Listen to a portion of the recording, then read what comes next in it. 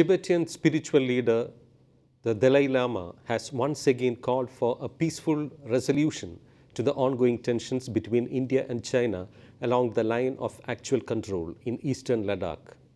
He urged both India and China to persist with the dialogue, to disengage troops and resolve the high-altitude stalemate.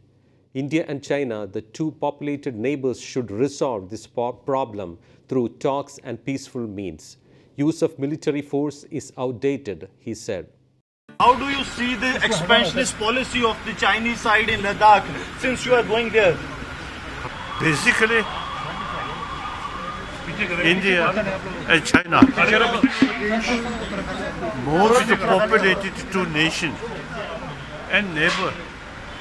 Sooner or later, you have to solve this problem through talk, through peaceful means. Use military force is outdated. Tibetan spiritual leader Dalai Lama is visiting Ladakh. The first visit after Jammu and Kashmir was divided into two union territories in August 2019. The visit is likely to upset China amid a prolonged standoff between the Chinese People's Liberation Army, or PLA, and the Indian Army along the line of actual control in eastern Ladakh. Soon after the Dalai Lama reached Jammu, he tried to send a message to China that he is not seeking a complete independence of Tibet, but preservation of Tibetan Buddhist culture and a meaningful autonomy within China.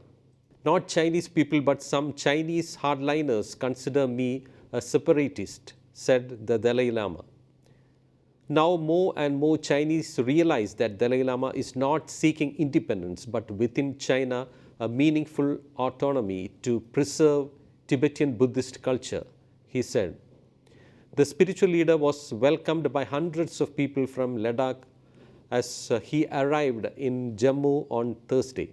The 14th Dalai Lama flew to Leh on Friday, where he is expected to stay for a month. The spiritual leader's above-mentioned remarks came ahead of his visit to Ladakh. His stay here is expected to annoy China further as it comes amid the lingering military standoff between India and Chinese troops at several friction points in eastern Ladakh. China accuses the Dalai Lama of indulging in separatist activities. However, the Tibetan spiritual leader insists that he is not seeking independence but genuine autonomy for all Tibetans living in the three traditional provinces of Tibet under the middle way approach.